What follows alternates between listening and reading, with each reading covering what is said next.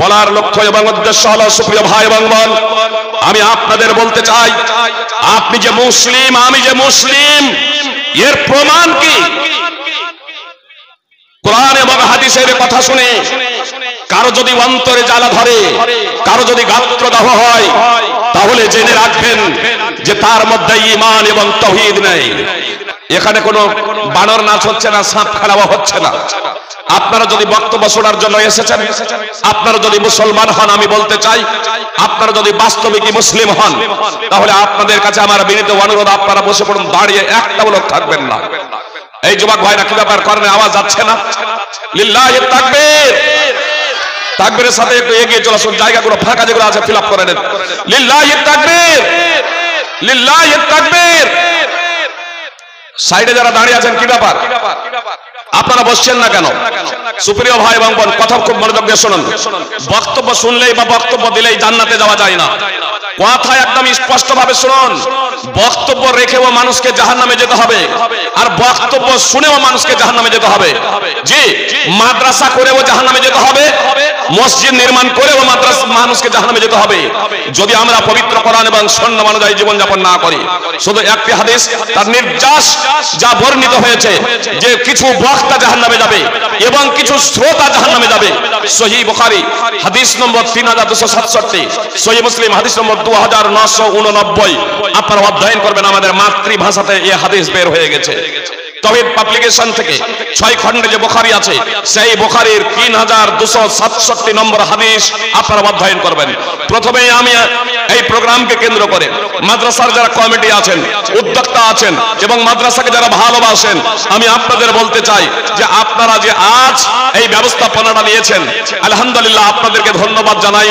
যে মাইকে সেরকম আপনারা মাইক রাখেননি, দোকানপাট বসতে না দেওয়ার জন্য আপনারা একটা উদ্যোগ নিয়েছেন। সুপ্রিয় ভাই এবং বোন, এর জন্য আপনাদেরকে ধন্যবাদ জানাই।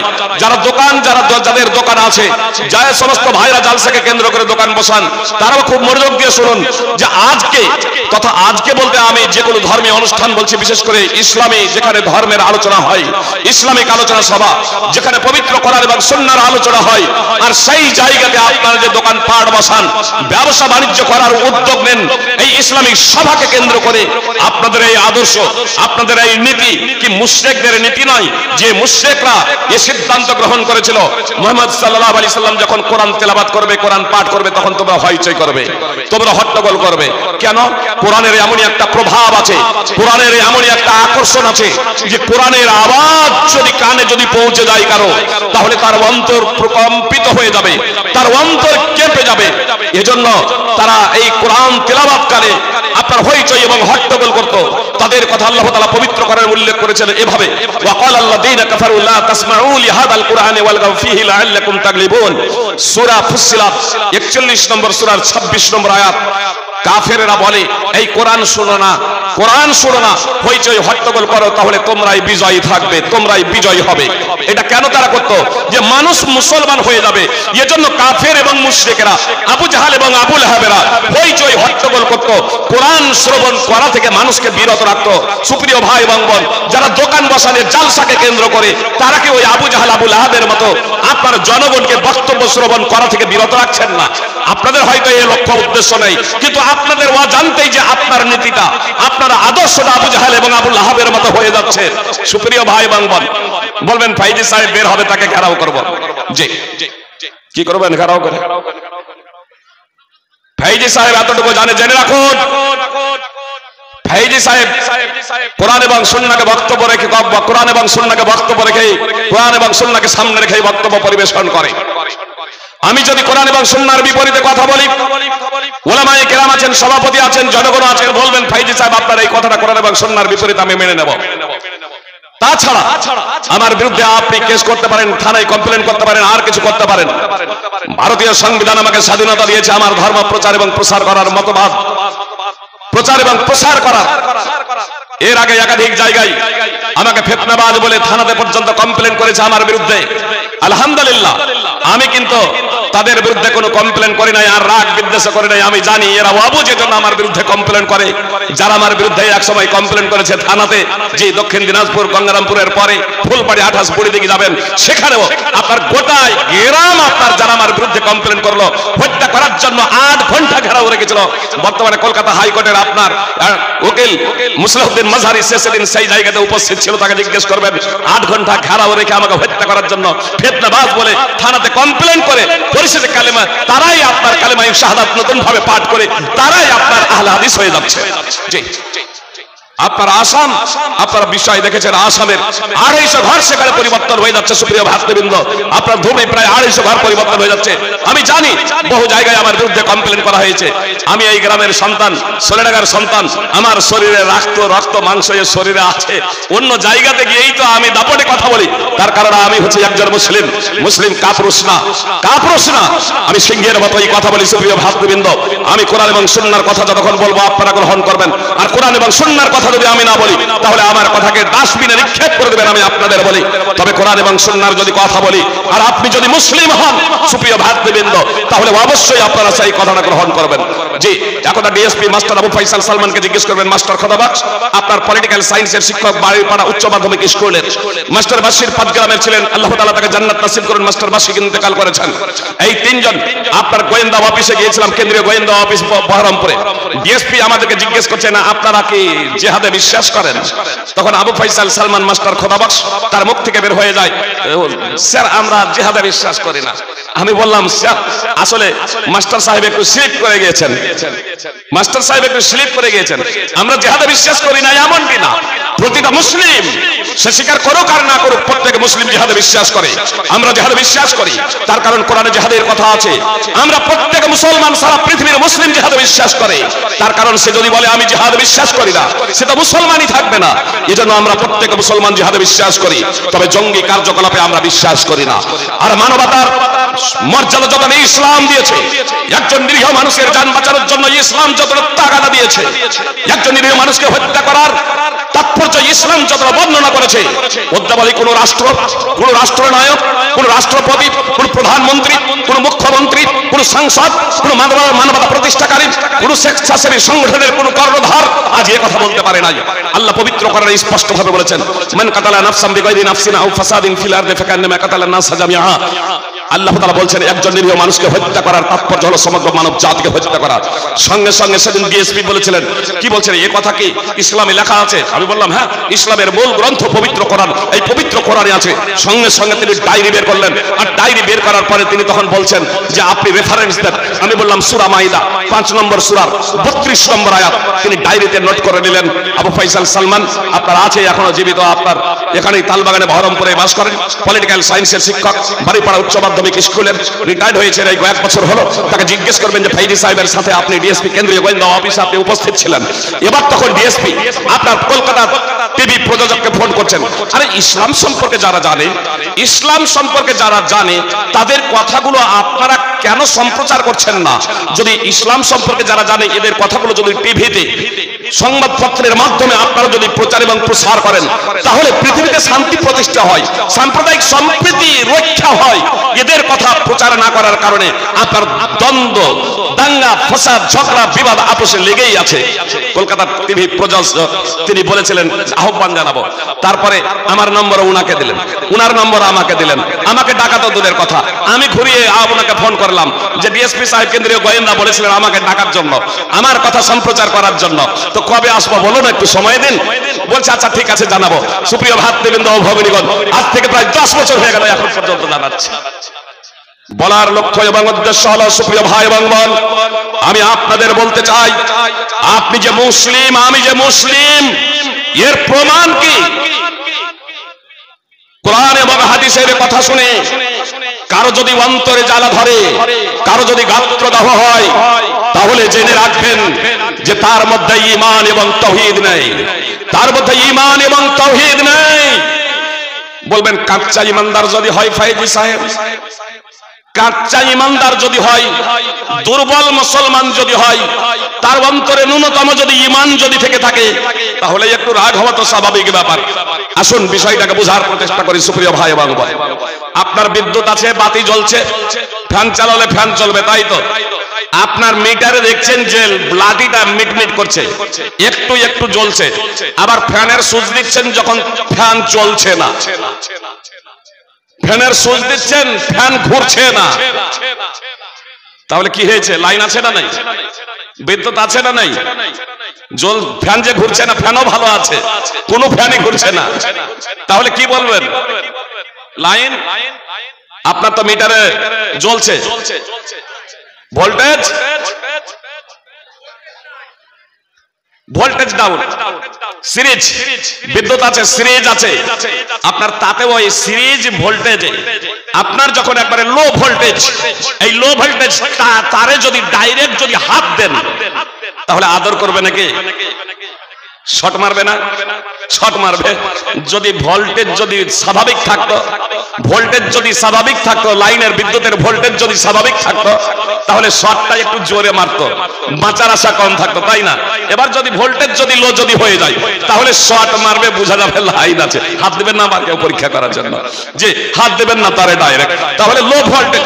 জি দুর্বল ঈমান যদি থেকে থাকে তাহলে আপনার অন্তর প্রকম্পিত হবে, আপনার অন্তরে কাঁপুনি ধরবে। সুপ্রিয় ভাই এবং বোন, আল্লাহর আলোচনা হচ্ছে, আল্লাহর আলোচনা হচ্ছে, কোরআন তেলাওয়াত হচ্ছে, আপনার বক্তব্য চলছে কোরআন এবং হাদিসের, তারপরেও আপনি সিগারেট খান কি করে, আপনি বাদ্যযন্ত্রে আপনি জড়িয়ে রয়েছেন কিভাবে, আপনি নিষেধাজ্ঞ দ্রব্য সেবন করেন কিভাবে, আপনি পাপাচার করেন কিভাবে, আপনার কানে আওয়াজ পৌঁছাচ্ছে আল্লাহর, তারপরেও আপনি বিড়ি টানছেন, সিগারেট টানছেন, আপনি জর্দা খাচ্ছেন, খৈনি খাচ্ছেন, আপনি গোল দিয়ে দাঁত মারছেন। সুপ্রিয় ভাতৃবৃন্দ, আপনার মধ্যে ঈমান আছে তো?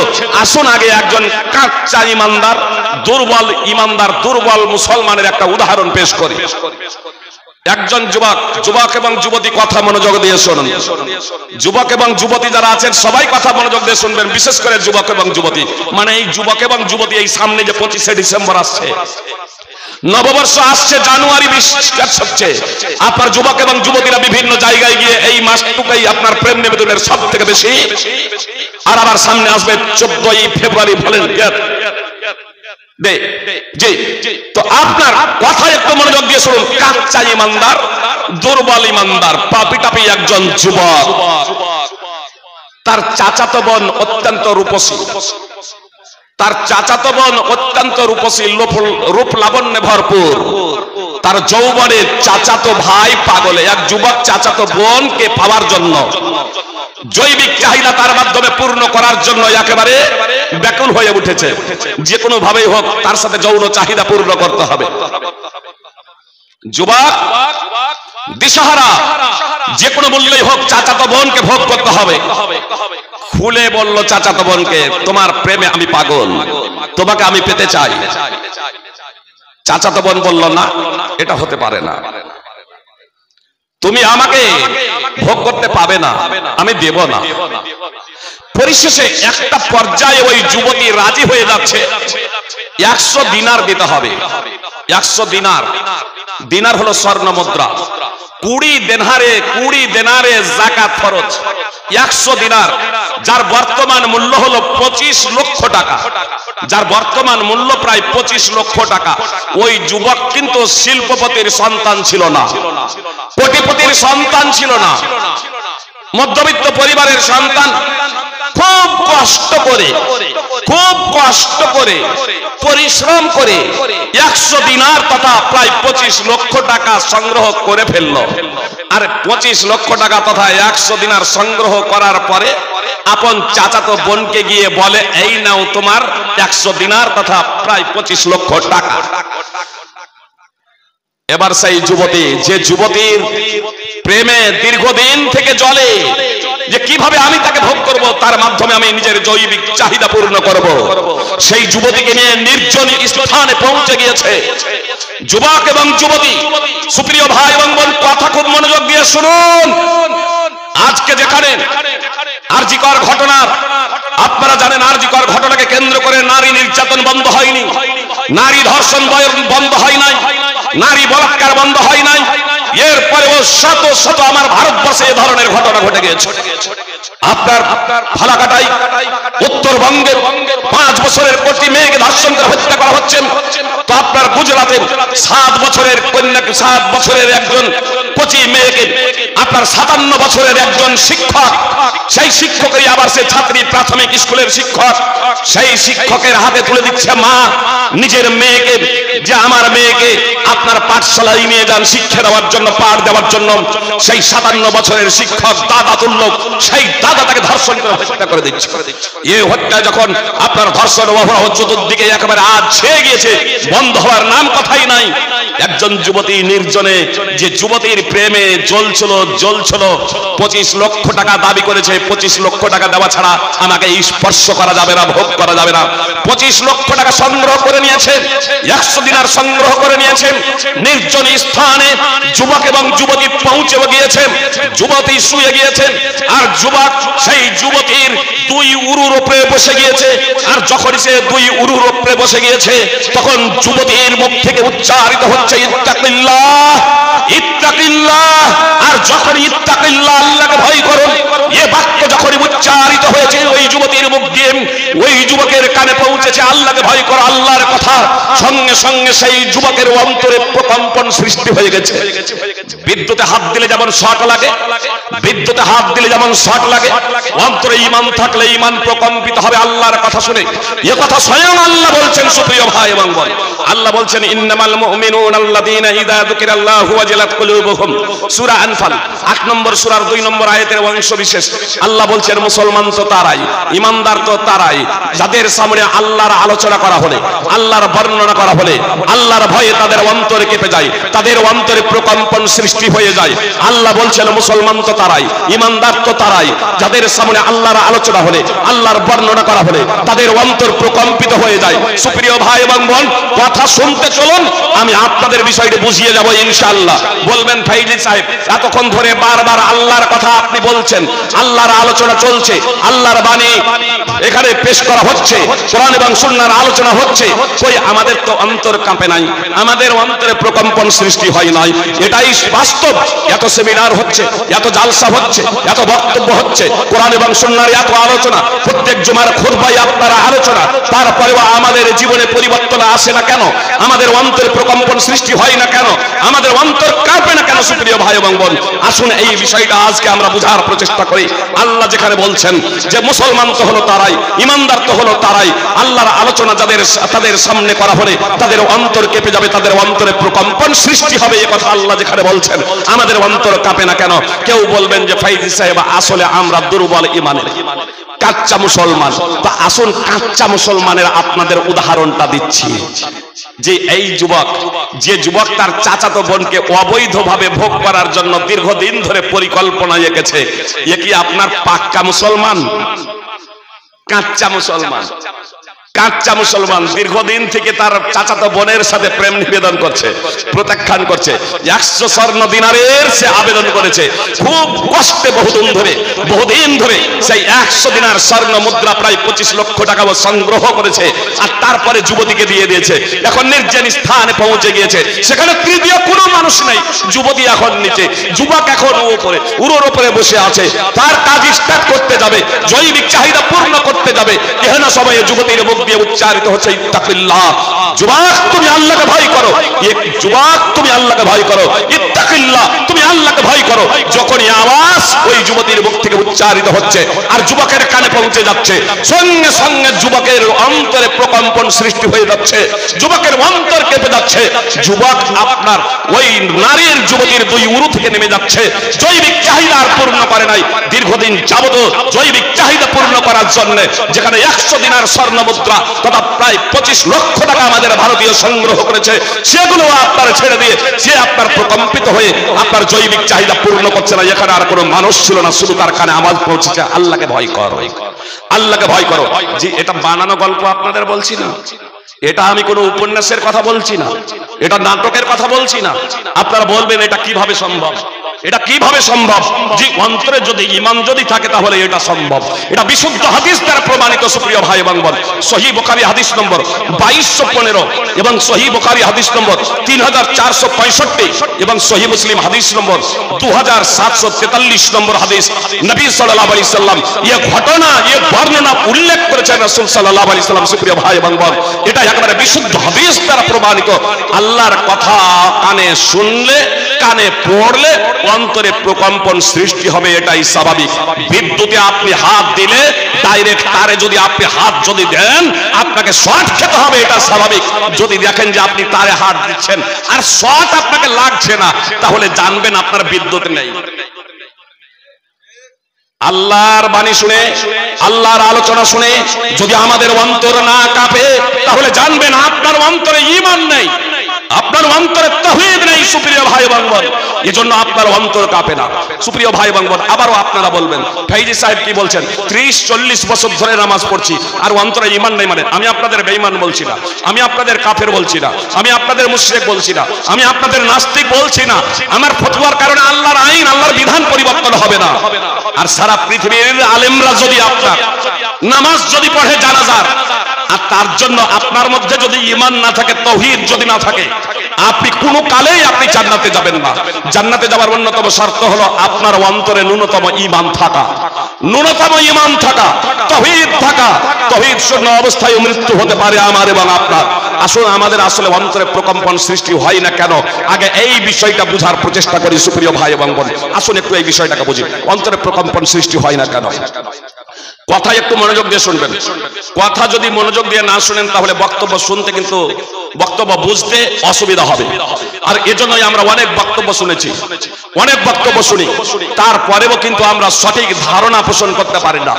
যে মুসলমানরা আজ জোরসে আমিন বা আস্তে আমিনকে বলাকে কেন্দ্র করে মসজিদ ভাগাভাগি পর্যন্ত করে, এক হাতে মুসাফা না দুই হাতে মুসাফাকে কেন্দ্র করে আপনার ঝগড়া বিবাদ পর্যন্ত হয়ে যায়।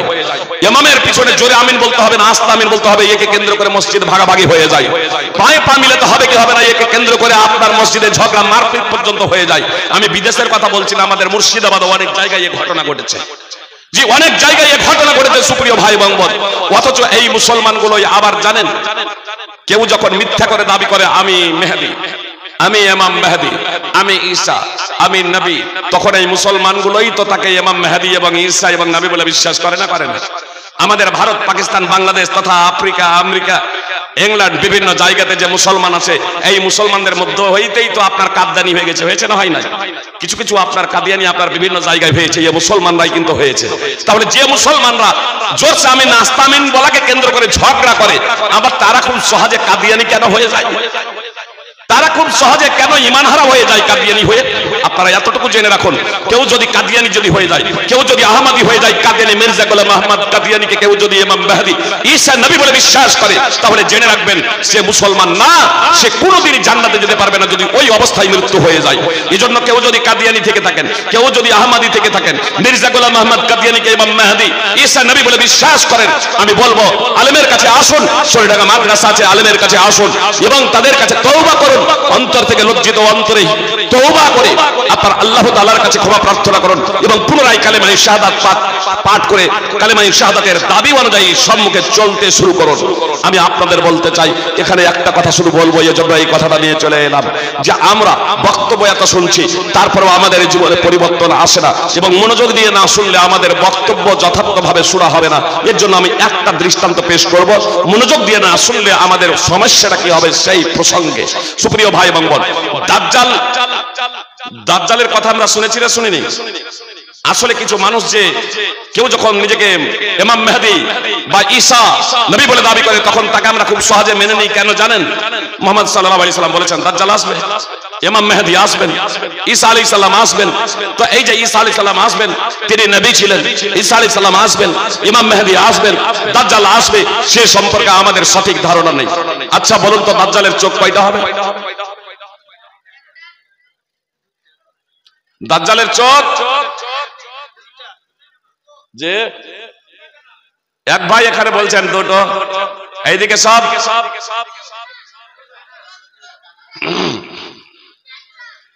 মাশাআল্লাহ। এই 16 টাকাতে কয়েকজন দুটো বলেছেন। এখন আমি জানি না যে আমার ইউটিউব বা ফেসবুকে এই বক্তব্য শুনেছেন কিনা, দাজ্জাল প্রসঙ্গে বলছেন শুনেছি। উদাহরণ দিতে গিয়ে আমি এটা পেশ করেছিলাম, তারা বলছে একটা চোখ। আচ্ছা চোখ দুটো হবে, যারা একটা বলছেন খুব ভালোভাবে শুনুন, চোখ দুটো হবে। কয় চোখ কানা হবে? কয় চোখ কানা?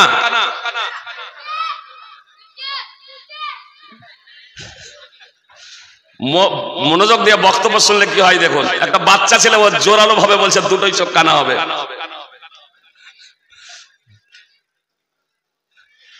মানে তুমি ফাইজি সাহেবের বক্তব্য আগেই শুনে নিয়েছো নাকি ইউটিউবে? সুপ্রিয় ভক্তবৃন্দ, দাজ্জালের চোখ হবে দুটো। মধ্যখানে এই কথা আমি এজন্য নিয়ে এলাম যে দাজ্জাল আসবে, ইমাম মেহেদী আসবেন, ঈসা আলাইহিস সালাম আসবেন, এই তিনজন একই সময়ে প্রায় আসবেন। কিন্তু ঈসা আলাইহিস সালাম আসবেন দাজ্জাল এবং ইমাম মেহেদীর পরে। ঈসা আলাইহিস সালাম আসবেন দাজ্জাল আসার পরে, ইমাম মেহেদী আসার পরে। ইমাম মেহেদী আসার পরে ঈসা আলাইহিস সালাম আসবেন। সিলসিলাতুল হাদিস সাহিহা হাদিস নম্বর 2236। আর দাজ্জালের পরে ঈসা আলাইহিস সালাম আসবেন। সহিহ মুসলিম হাদিস নম্বর 2937, সুনানে আবি দাউদ হাদিস নম্বর 4321।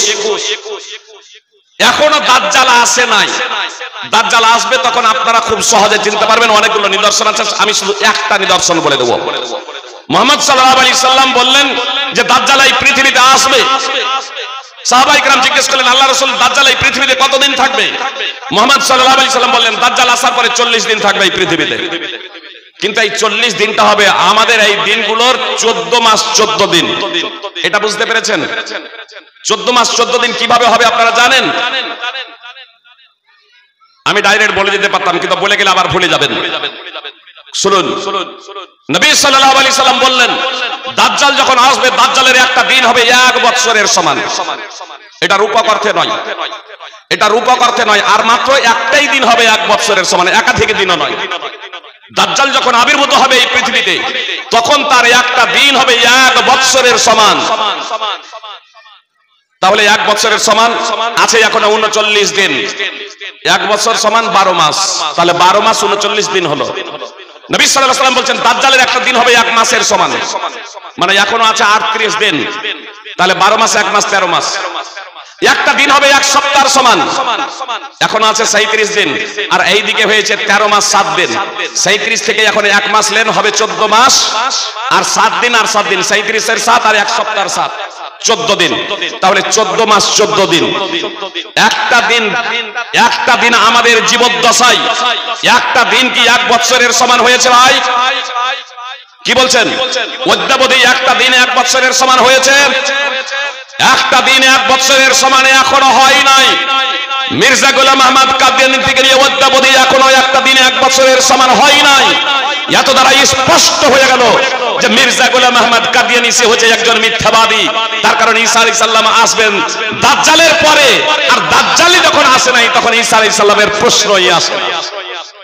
দাজ্জাল মিথ্যাবাদ, দাজ্জাল আসে নাই, ঈসা আলাইহিস সালামের আসারও প্রশ্নই আসে নাই।